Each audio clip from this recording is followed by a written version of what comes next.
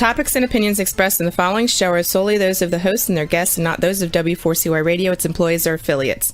We make no recommendations or endorsements for radio show programs, services, or products mentioned on air or on our web. No liability, explicit or implied, shall be extended to W4CY Radio or its employees or affiliates. Any questions or comments should be directed to those show hosts. Thank you for choosing W4CY Radio. Inarticulate speech, inarticulate speech of the heart. Inarticulate speech, inarticulate speech of the heart. Inarticulate speech, inarticulate speech of the heart.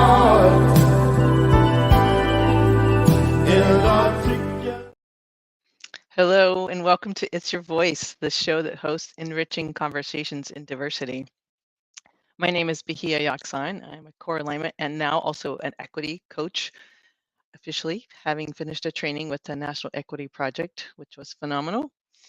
And I offer different coaching classes, programs for individuals, organizations, mainly to support people in stepping out of cultural biases that we are conditioned into and learning to develop new pathways of thinking that lead to more inclusive patterns and actions and make more and more and more people feel relaxed and included and aware that they belong.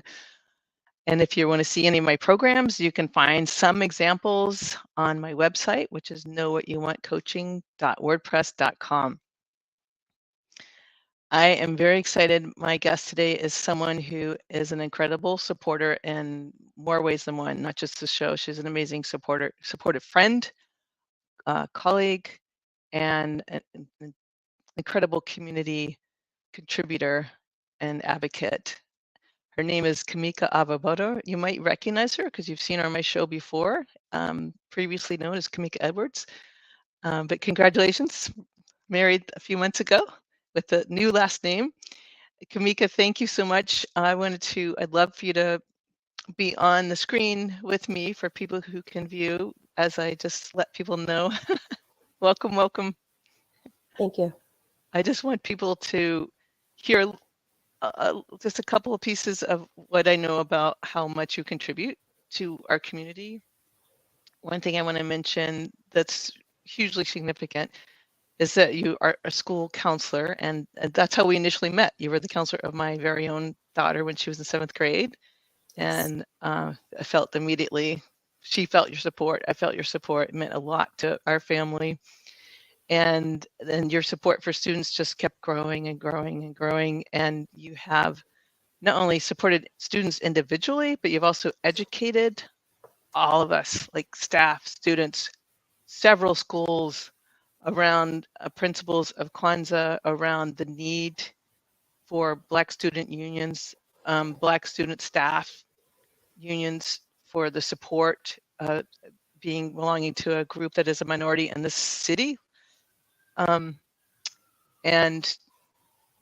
I've seen you facilitate very courageous meetings that were open and public. You've gone to city council meetings, advocating for students. And I'll just add one more specific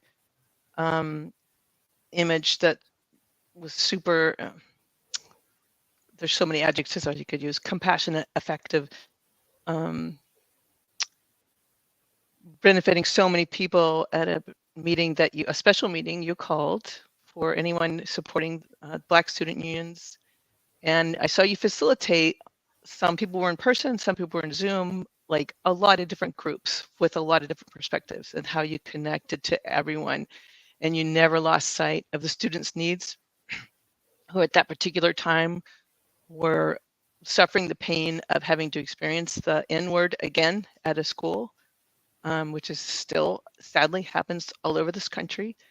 And you did an incredible job bringing students' voices forward, and again, facilitating dialogue and taking, different people's pieces that they wanted to share, validating people and keeping it moving forward and providing direction. So I really honor you. You're an incredible leader in our community, and I'm happy to have you. It just we're still in Women's History Month, so you're a great person to have on tonight for that reason as well.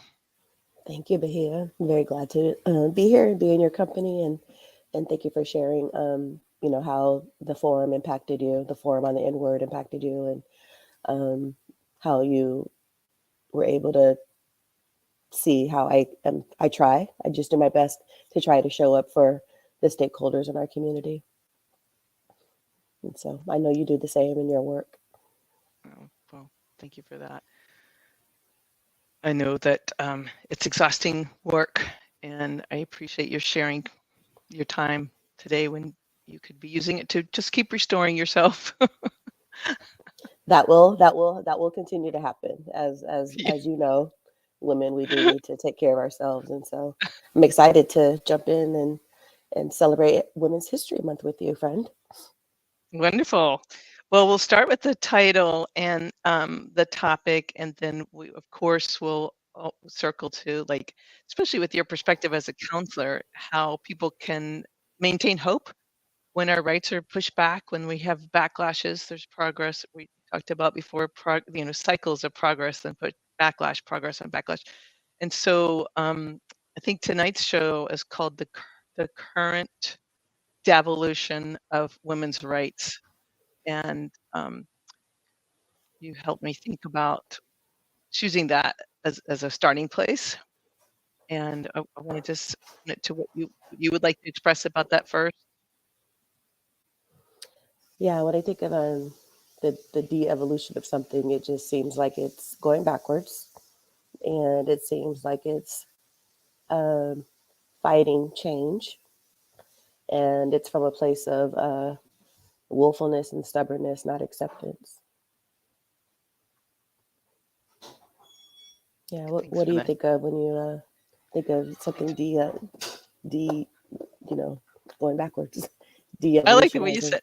I like the way you said it, de-evolution, rather than what I said, which was devolution. Because it is de-evolution, because we had slowly over time have worked in this country to gain more rights for more people. It's been a slow, long process. And I think it just kind of, it strikes me periodically, the state of the political state of things. And I just wanted, before this month was over, I just wanted to spend a moment to help myself and others to, like, really look wide-eyed at what is actually happening right now in this country.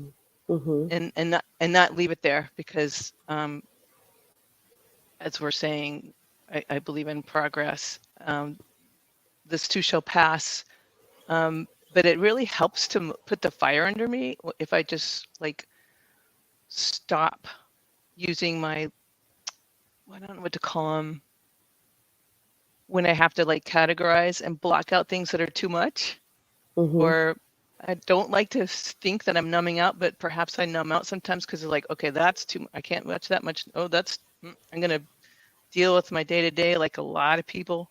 I need to deal with my family, I need to deal with my work. And then sometimes it's like, you know what? I also need to deal with doing what I can with, like, incredible privilege as a American citizen, particularly white privileged American citizen. So thanks for letting me do this with you. Mm-hmm. And just looking at, like, I was looking up a lot of statistics to, at least 14 states have, like, serious reproduction right bans. Let's call them abortion bans. And I've done a couple of really good podcasts with doctors after Roe v. Wade was overturned about all the medical reasons people need abortions. Mm-hmm. And I know some people like to counter that argument, but they are sometimes really necessary. But even before that, the whole idea of women's autonomy in this country, and it's always worse if you look at patterns, statistics, institutions for women of color, the evidence is there. It's still always whether you're talking about healthcare or housing or So many education. disparities.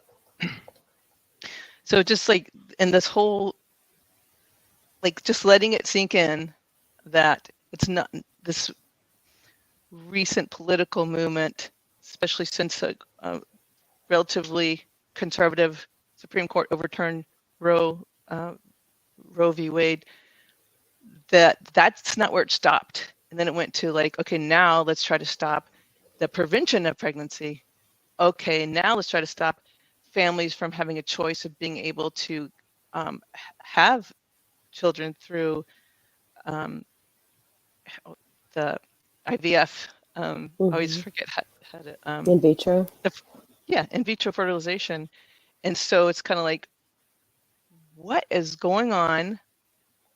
What is going on that a percentage of people in elective positions of power right now, I do not believe it is the vast majority of people, for sure. I do not believe it. I think we're in a period of time where a small group of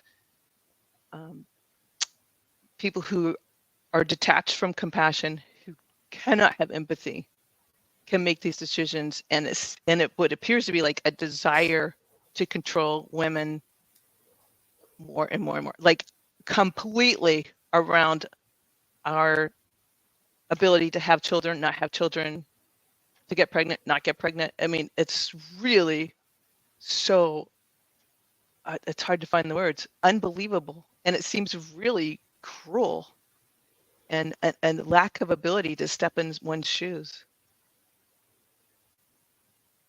in another's shoes. Yeah, the loss of control does not feel good. The rights that we have fought so hard for, seeing those slip away, yeah, it doesn't feel good. It feels very uncomfortable, and I think I take the same self-care approach to limit my exposure to all the things that are being or trying to be taken away, you know, by focusing on what I can control. Because the bigger narrative there has to, I don't know what the bigger picture is or what the bottom line is or what their why is. I have not spent a lot of time researching their perspective and what's their kernel of truth. You know, I'm sure they have, you know, the people that are making these laws and policies and you know, there has to be some, I hope there's a rhyme and reason to what they're thinking, but I don't know if they really you know, maybe their intent. You know, one of my trusted mentors was teaching me about intent versus impact, and maybe their intent is good and right, and I don't know, but the impact does not feel good and right. Thank you. That's very well put. And I try to remember that. Thanks for putting that out explicitly. And I also feel like sometimes it's a lack of imagination. Like I honestly don't know anybody who likes the idea of having an abortion. But I also would never assume that I have a right to stop anyone else or to think I could tell you more clearly what is best for you Mm-hmm. or your family. And I Mm-hmm. mean, it's really a family's issue. I know we call it a women's issue, but you know, thank Mm-hmm. goodness so many men and people are saying, hey, this is impacting everybody. It's not just Mm-hmm. impacting women. Mm-hmm. So It I is a do health think that issue, right? It's not a political it's, issue. It's a health. yeah, I mean, so it's like it's odd that this medical procedure is under fire for, you know, when other procedures are not. But when someone's health is on the line, you would think that the medical professionals would have at their disposal, you know, everything they could to preserve life if that's the best course of action. So in my field of counseling and mental health, you know, there's this sharp divide between seeking help for mental illness, because you can't see it, like it's like one of those invisible disabilities, or you can hide it, um, and it gets less respect than physical mm, health issues. And so the fact that politicians and legislators and, I don't know, our elected officials are making these decisions without the medical knowledge, it's very frightening, very disrespectful. Disrespectful. I do not want mm, my I do not want what happens to me to be decided in a court. I want my body to be in the hands of medical professionals. And even they're, even some of them aren't culturally sensitive or don't have all of the modern practices at their disposal. But I don't know, it just seems very misplaced. The whole discussion about women's rights and reproductive rights, it seems very misplaced, in my opinion. Mm-hmm. And I like those two words. I think a lot of people find that it is very frightening, and it is very disrespectful. Yeah. And I know people, young people, it is also so kind of shocking to think my daughter currently has fewer rights than I did in my generation. Like the United States of America. How could this happen? Yeah. And we won't go into that long theory of how. I know this agenda has been worked on for a long time. But go ahead. What were you going to say? But we should take a reflective look at what, the progress that we have made and celebrate those wins and look at all that when we do come together and we do fight for our rights. And when, whether you're an armchair activist or you're like out on the front lines or somewhere in between, just knowing that everyone doing their part to move us forward. There's just so many bits of evidence where change can happen and change is possible. So I just at the beginning when you were talking about how shitty everything is, I was like, yeah, it is, and we've made a lot of progress, and there's us in California, we have different levels of protections in other states, and so I feel very grateful to live here versus other places. But I think it's just looking at both sides of, yes, things are hard now. We've come a long way and the fight is far from over. Definitely. I do want to, if you don't mind me dipping into the negative a little bit more. Yep. Definitely, I agree with you, or I would not have hope. I definitely have hope. But I was looking up things like which states did not extend like affordable care and the overlap between the states. And I'm not trying to denigrate any particular states. There's awesome things about every human being. There's awesome things about every state. But these patterns we have to take seriously and, like you said, activate to help them move in the direction that it actually benefits most people. Yes. I think some are really misguided or controlled by, I don't know, number of things, possibly greed, possibly power, possibly pressure, who knows. But there's a big overlap between states that there are 2.1 million people that could have been insured by the Affordable Care Act, but their states chose not to participate in that most recent option to add people. And at least 7 of the states are banning abortions seriously. So you think about like we're both parents and we know what it takes to raise children. And I don't know what I would have done if I hadn't had affordable care. I don't know what I would have done without insurance. How to raise children when if you're asking me to bring children into the world, which I would want to, and for of course, we really do need a village. We need programs, especially if we're single parents.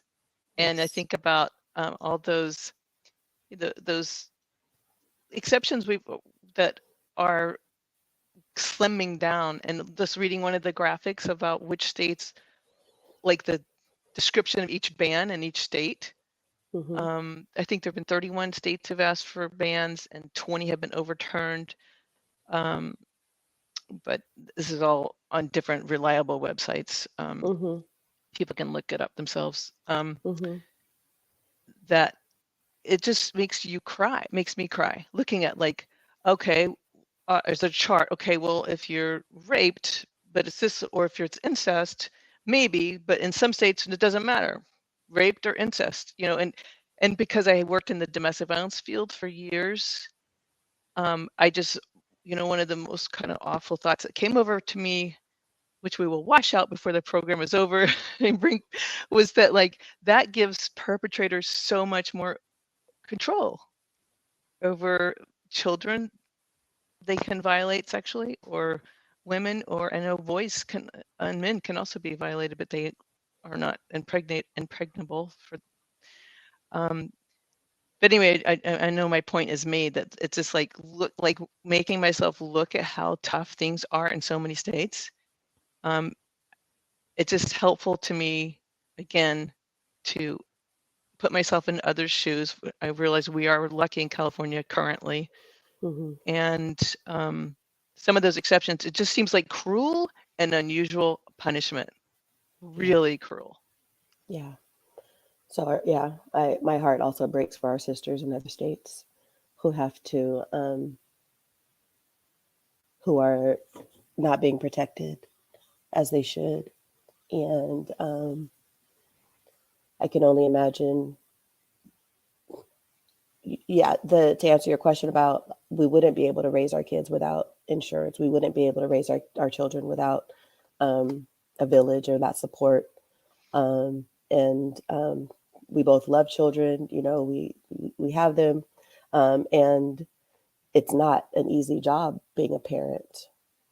And just all the ways that a child can get here, it does scare me. I hope no one is looking at this as a blank check to go force themselves on someone, a vulnerable child or a vulnerable woman. I really hope that our counterparts are listening and standing in the fight with us to keep us protected and keep us safe, because we all deserve that. So, so you said there's over half of the states of our country. Because I haven't done the research, but your research is showing that over half of the states, women are not protected. Their bodies aren't. They're not given the support that they need. I think currently there's 14 states. Oh, 14. What was the 30? The 30 states? What was that? There's 31, I think, have asked for proposed bans, but 20 have been overturned out of the 31. I know that leaves 11. But okay. A couple sources say there's 14 states, and and just like stories like the terrible journey for immigrants coming to America for freedom. There's a woman story yesterday about who was raped on the way, which sadly, it's a torture story. There's an incredible book called Enrique's Journey, if anybody wants to read about at least some examples of before you tell her. Before you tell her, before you continue with their story, I just want to make sure that people give themselves permission and space to take care of themselves. Talking about rape, talking about sexual assault, talking about being violated as a child. These are very hard topics, and I find myself taking deep breaths. And I hope I'm not breathing into the mic. But before you share that woman's story, I just want to share that this is the reality of what's happening. And, if you've had that experience, you definitely need to, seek professional support, help. But we are going to talk about some hard things that's happening in our society. And so I just wanted to pause and make space for people to take care of themselves if they're feeling triggered, or if they're feeling things rise up. That's uncomfortable, because we're talking about these things that could happen to us, or that have happened to us, or that will happen to us. And so please continue with the woman's story. Sorry to interrupt. Thank you so much, Camica. I really appreciate your interrupting me to do that, and I apologize. I didn't think of that beforehand myself. Really appreciate that pause. And I was just gonna say, she finally crossed and got into the United States, but found out that she was impregnated by that assault, and that she was in a state where she doesn't have an option to end that severely unwanted pregnancy. That was no fault of her own. So that's enough. I just wanted to just also honor women who have had and who are having those experiences. So that woman she doesn't get the support that she needs because she's an immigrant, because she's a woman. She was raped. Just even harder. It's even Okay. harder to like Yeah. resources. Like, how do I find where, like, where do I find the resources? Do I really have to bring this? Is this totally going to set the course of the rest of my life? Right. When it was completely beyond my control. As if things So weren't hard enough already. It yeah, just, yes. yeah. Like it's So sometimes the it's a sense of miracle to survive. desperation. Yes. Mhm. Yeah. I just wanted to name those few situations and why it was so difficult to read. How groups of human beings can make these graphs and charts and laws and like, okay, you fit in that, okay, you fit in that, or you don't get that, you do get this, and no, we don't need to ensure that many more. It's just difficult, and yet I still have faith in humanity. I have hope. I have compassion. I'm super impressed by and inspired by activists of any age, but I just love the way the youth now are really, really taking charge Yeah. Yes. and As they should. really We're trying to. passing the torch to them, right? It's their turn, and it's there's a cause for everyone has something that they're passionate about. But we are hopeful that their voice will be heard. What you were saying about the woman's story, I think the statistics don't put a name to the face, or don't put a face to the statistics. They're just a number. But when you do hear people's stories, and when you do read the articles, you read the vlogs or the blogs, I think storytelling and listening to people, allowing people to take up space to share what they went through and how difficult it is to navigate these systems in our country, even for us who are naturalized, even for us who were born here, even for us who speak English, even for us who have degrees, even for us, with who work. So yeah, I'm glad you brought her up, and there's so many stories like hers. Thank you so much, and I do. We both have worked with people who have been through trauma. We both Yes. know people can heal. We both know there are ways to. There's support systems. There's different methods. There's different ways to remember that what happened to you is not you, Yeah. and that you can become who you are meant to be, who you want to be, with support. So I just want to reinforce that, Yes. and that also helps. Like, I wouldn't be having this conversation on the air with anyone. It just helps so much having you here with me. Yeah. To add, It is. It's hard, right? It's really hard. How has it taken I'm sure it has an emotional toll on you when you do your research and you're digging into yeah, what's happening across the country? yeah, definitely. There are definitely times, and our sound engineer knows this. She's a great listener, and there's been times when I have not been able to do shows because it's on particular topics, because it's so tough. Yeah. And I squeeze this in between other work. It would be ideal if this became a main focus, because it warrants much more time to research and connect and support other people. And we are kind of building a community through this podcast, which I love. But I also, part of my self-care is if I can't emotionally handle it at the time, then I won't take it on, because I want to make sure this is, that I want to honor people and who cannot who don't have this platform, Mm-hmm. who are starting to tell their stories and would like other people to hear their stories. So just trying to extend that, amplify their voices. Yeah. I was trying to think of what I'm willing to share and be transparent about with my journey. But I think I'm pretty typical, as far as my health needs, as a aging, young woman, Black woman. But yeah, I feel very fortunate to have access to the care that I need.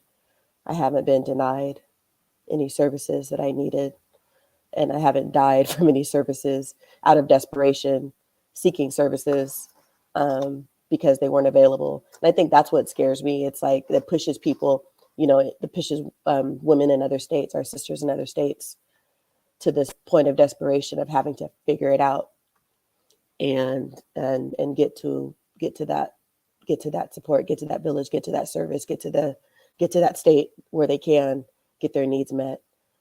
And I think my daughter was saying about, you know, some of us are being criminalized.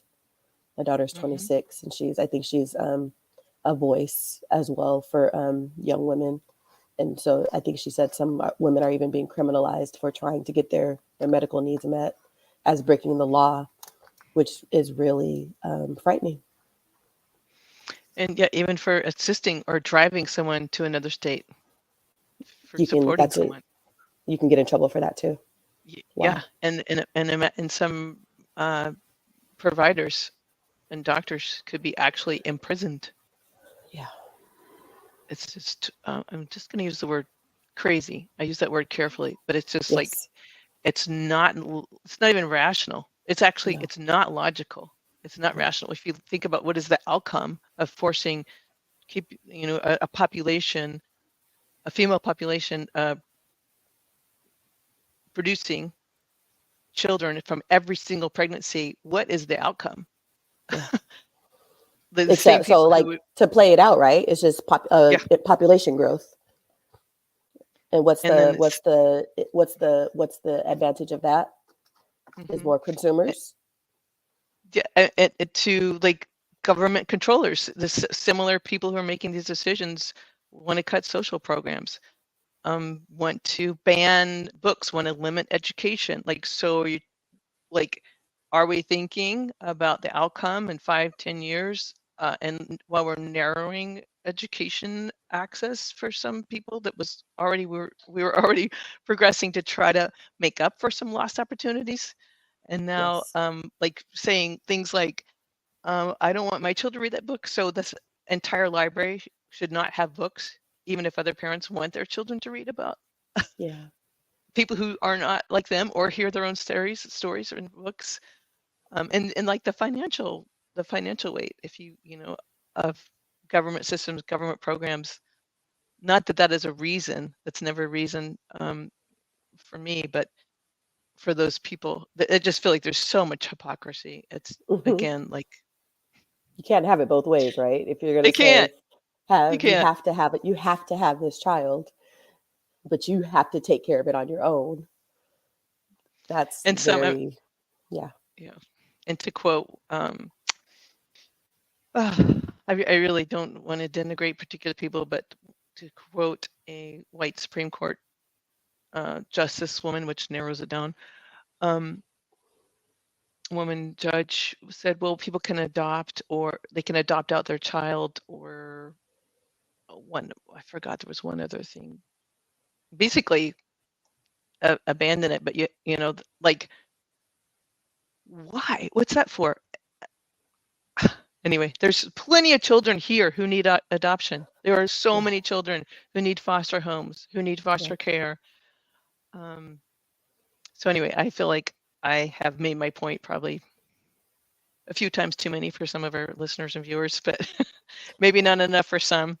But I also want to acknowledge that one thing that you do for our community and our schools is you support some of the most vulnerable population in our school district. And I want to just see if you want to share any insights that, you know, other communities can think about what youth need, how we can support them, how we can advocate with them, what they want, what you're learning from them.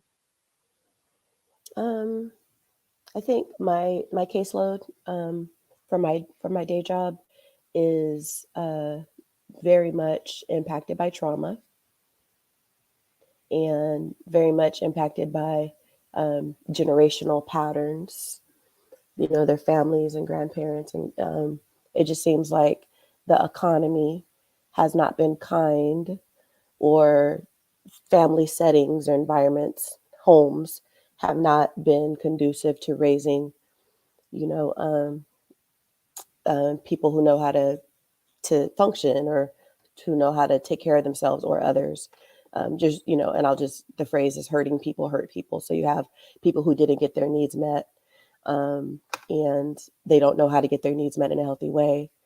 And so, they hurt people in the process of them trying to get their needs met. Just a general blanket statement. And so people on my caseload are oftentimes hurt by other people's choices and decisions, which we talked about earlier. Um, the idea of force, the idea of children not being heard or not being protected or not being valued or not being seen as humans with their own separate feelings and thoughts, but just to act upon. It's pretty frightening, and that's who's on my caseload is they've children who have been um, who have had no choice but to kind of go along with the program of their parents or caregivers lack of skill or lack of parenting or lack of support or lack of health, mental health, physical health, so that they can have a healthy family, stable. And I don't know, it shouldn't be a privilege. It shouldn't be a privilege to feel safe or to have your needs met, your emotional needs, your basic needs. But it's hard. I keep saying my job, there's so many needs. Basic needs are expensive, laundry, transportation. These are all the things that I have to support families on my caseload with, linking them. I'm a liaison, so I link them to county resources or city resources or nonprofit resources or church resources. But there's so many people doing the work to meet these needs because there's criticism saying our government is not doing enough or is understaffed or overwhelmed. I don't know. There's just so many disconnects. You have the people in need, and you have the people who have the need. They have the ability to meet the need. There's so much red tape, and bureaucracy, and forms, and the systems to navigate. It's really hard. It's really hard. It should not be this hard in this country, in my opinion. It So seems to answer like your we get question, trauma and Okay. needs. Yeah, it seems like Wow. what? It seems like we could streamline. Yes. We could make our systems more user friendly, Yes. more smooth, fewer steps, fewer forms. And that might be one of the benefits potentially coming from AI systems developing for human benefit and for Mm, social programs. That I hope that I know there are people who are wanting to streamline social services, but I I hate it if it takes people away. I think it's so important to talk to people along the way in the for sure. process. I hope it's not all automated. That's not what I'm hoping for, but hopefully some things can be streamlined that we already know how to do. We just have to do it. And the old ways, not the old ways, but if it ain't broke, don't fix it. That cliche. So talking Yeah. to other women, talking to other head of households, talking to our matriarchs. I'm thinking about my mom who raised 3 girls. I'm the oldest of 3 girls. I'm thinking about my mom who worked full time. She was born in the 50s, went to college in the 70s. And I don't know how she did it. I'm exhausted thinking about how she did 3 girls' hair. She cooked every night. She did the cooking and the cleaning and the laundry. Um, she, we had our chores. We had to do homework and stuff, but I don't remember having to cook. I don't remember having to do chores because I was at cheerleading practice or Future Business Leaders of America or basketball or track or, I was off doing my thing being a kid. But now that I'm older, I reflect on how my mom did it, and I don't know how she did it. So I like to take time to talk to her about, what does she put in place to be a mom, to be a wife, to be an employee, to get her physical and mental health needs met. Like she's definitely one of my sheroes. So when you're talking about AI in the future of streamlining, I think it's also a good idea to look back and reflect on who we have in our lives, who have done it and who have done it well. Oh, thank you so much for that. Oh my gosh. And I've had the honor of meeting her, and she also has an incredible sense of humor. That's funny. She is so, her intelligence is so high. Like her humor, like it takes me a minute to get it, and it's hilarious. I mean, she She's is so witty. funny. Yeah, Yeah, witty. Yeah, she sure yeah. is. And I love Who's you. your You also, hero? well, honestly, I love how you honor um our elders. My mother also, I mean, is definitely a hero. She raised 6 children, and I really can't fathom. I really can't fathom. It's so exhausting. And she also had to move. I had have to, my kids and I had to move frequently for quite a few years. And my mother had to do the same thing, but she had 4 more than I did. And Yeah. she cooked all the time. And she sewed us clothes. Did Every she Easter, really? I know Easter's coming up. She sewed a piece of clothing for every child every Easter. And I'm like, Wow. wow, How did she do it? yeah. I think that's the name of a movie, Sarah Jessica Parker. How did she do it or something? So yeah, I was reading an article about self-care. Again, it's becoming too trendy and too what's it called? Overly used, I think. But there has to be some level of care in order to do all of those things. You have to have some sort of routine. There's no way. 6 kids and sewing and cooking. And did she And work worked outside of and the worked. And home? she supported my father through getting his PhD, basically two PhD research equal to 2 PhDs. But I mean, she was typing his papers all the way through until after their 6th child was born.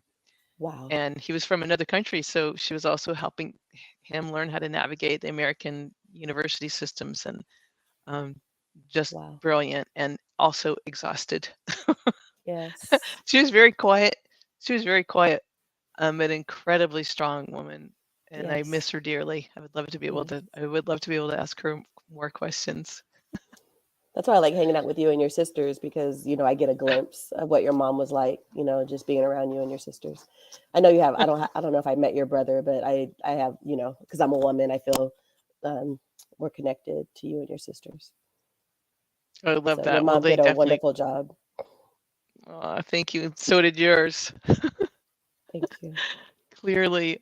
I wanted to ask you if you could tell us a little bit about the curriculum that you developed and offered to, I think it was 3rd through 6th graders, called Oh yeah. Sankofa Saturdays, and how much you've Hmm. educated our community about principles of Kwanzaa. Can Yeah, you share yeah. it? Um, yeah, I think my own little mark in women's history, I think, is trying to be an educator. I, started my educational journey as a teacher, and so I really do believe once a teacher, always a teacher.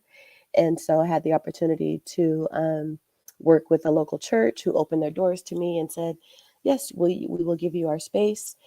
Just invite the kids and bring all the materials, and you could teach Black history, teach Kwanzaa principles, and have fun in the process." And I hats off to those teachers who still make learning fun, and who still keep kids engaged and the active learning. And just the 3rd through 6th graders is a fun age because they're easy to please. They're like sponges.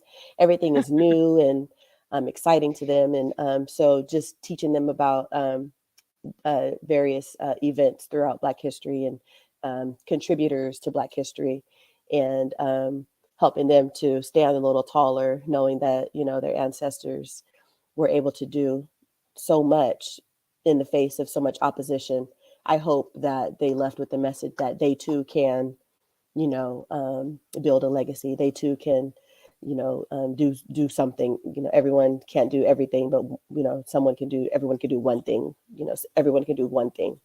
And so that was my one thing. My dad was a community leader as well, and so he had a heart for the youth. And so he passed in 2021, and I was just inspired to just kind of, I think it was definitely part of my grief process to honor him through Sankofa Saturdays, our little school, our Black History Academy of sorts. It was fun. Thank you for asking about that. almost. I Oh, haven't done it in a couple of years, and the church is asking me, "Are you going to do it again?" And I'm like, "I don't know," because I'm a newlywed now, and so I have the different priorities. But thank you for bringing that up. That was a fun time. I had fun with the children. We learned a lot together, and and it feels horrible that our history is being erased, and so to take space and relive it and relearn it and engage with it meant a lot to me. Thank you for bringing that up. Thank you. That was a fun oh my good time. gosh, thank you for offering it, and hopefully we'll see some form of it with um, when you want to come back out to teach. Yes. Who Black knows? History Academy. I love that. And I want to do a shout out to your daughter because she assisted me with a camp for young children. Yeah. And we focused on young children of color to have opportunity during the summer to learn and Yeah. play. And she was phenomenal, powerhouse, went far above and beyond what we were expecting. Like, what? Oh, that's Yes. done already. What? The kid? Look how happy the kids are. What? She's leading. Oh, what am I supposed to do? Just like watch her be an incredible, empowering camp leader? Yes. She's a So great shout kid. out Thank you. to your daughter. I'll Definitely tell great her. kid. Yeah. And so we actually have like 3 minutes left, and I'd love to give you the opportunity to just share kind of closing thoughts. Yeah, just anybody that works with kids. My daughter, she has it's an easy manner with kids and like a natural. But anyone who works with kids, take that opportunity to listen to them and talk with them and engage with them. Don't do things for them or don't talk at them, but do things with them. I am fortunate enough to be a co-advisor for Black student unions in my local school district, and so that's fun to be able to develop leadership qualities and Mm. and kind of find the nuggets of skill and talent in the youth so that they can we can pass the torch on to them to continue fighting the good fight of change and empowering them to do so and not be overwhelmed by there's so many big problems these days. And so just encouraging them to find what makes their heart beat a little faster and encouraging them to go for it and taking care of themselves in the process. So just encouraging all educators, all parents, anyone in the lives of children. You are very special people. Continue to build up our legacy so we can pass the torch to them. And that is my final thought. Well, I have witnessed you cultivating leadership and confidence in students, and it's really impressive. And that was even a few years ago, and I see them progressing and leading in bigger venues and speaking in big public forums, and it's just like It's I thrilling. see. Yeah, I see what you did. build confidence, build new leaders. It was Yes. just so empowering. It's so, and it's been an honor. It's just been an honor to just be in the same community, watch what you do, follow your leadership, have the honor of being your friend. All of Thank it. you. All of the above. Yes, I enjoy all of our conversations and all the enlightenment that I get, and you help me stay abreast of what's going on because I do kind of bury my head to practice self-care with the news, and it makes me anxious and overwhelmed. And so I thank you for letting me know that there's more to be done. Thank you for your work. Oh, thank you for participating with me. And like you said earlier, for any listeners and viewers, there is hope. And if you lose it sometimes, come back up and connect with other human beings and talking to other people who have the same experiences or maybe who don't, and you would like to let them in on what your life is like. We wish you the best, and find people, because people are there, and you can join. Like Camica said, you can be an armchair activist, or you can literally march, write letters, go visit your representatives. We really need to inform our representatives what we really want and remind them of real values that benefit everyone.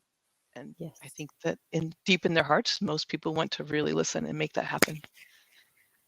So I'll just thank you. Thank you, Camica Edwards, and thank you, Rebel, our engineer, and our producer, Dean Piper, and all the listeners and viewers. And be sure to tune in next Wednesday, 8 p.m. Eastern Time on Talk 4 TV or w4cy.com. And may we all continue to have enriching conversations in diversity. Inarticulate speech of the heart.